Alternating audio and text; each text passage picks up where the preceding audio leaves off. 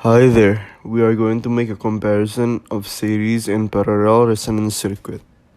Let us first understand what resonance is.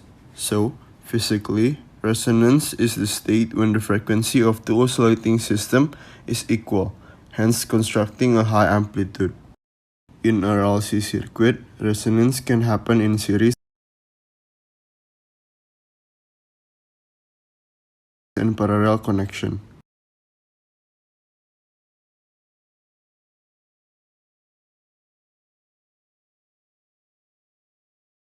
First, the resonant frequency of series and parallel. The graph of inductive reactance against frequency is an increasing straight line linear curve, whereas the graph of capacitive reactance against frequency is a hyperbolic curve. Now when we combine both of these graphs, we can see an intersection point between inductive and capacitive reactance.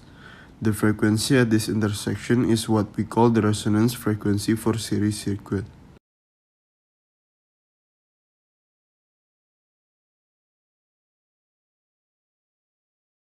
Second, resonant frequency formulation. Now, from the graph, we know at resonance frequency the inductive and capacitive reactance is equal, meaning if we dismantle each of their formulas and use simple algebra, we obtain the resonance frequency in Hertz equal to 1 divided by 2 pi square root of LC, or its angular frequency in radian is equal to 1 divided by square root of LC.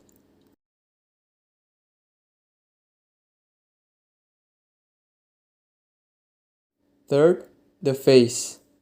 Since we know that at the resonant frequency, the inductive and capacitive reactance is equal, if we try to make the phasor diagram, the imaginary parts will cancel each other, hence, leaving only the real part.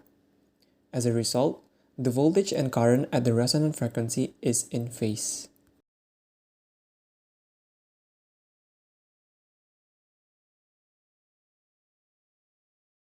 Fourth, the impedance.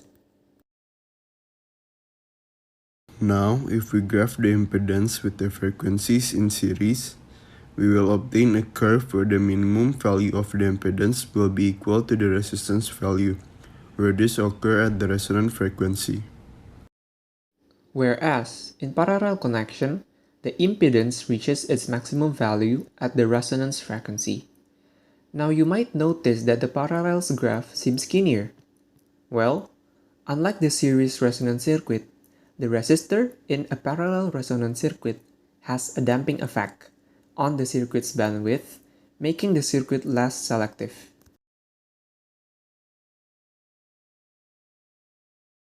Fifth, the current.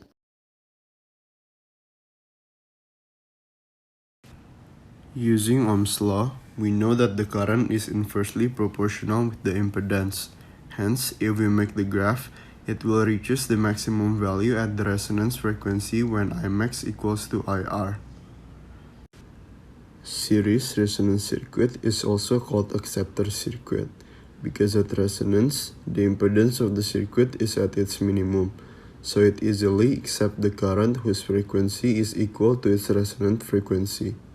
Different in parallel connection, since from Ohm's law, the current is inversely proportional with the impedance.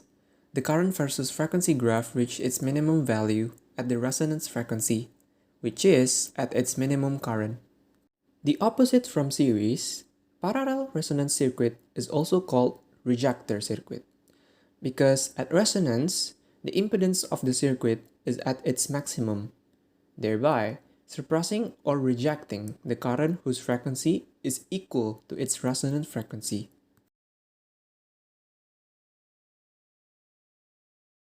Six, the bandwidth and the quality factor. Now, if we see the current versus frequency graph again, the cutoff frequency is the frequency in which the current starts to decrease. The band of frequencies between higher and lower cutoff frequency is what we call the bandwidth.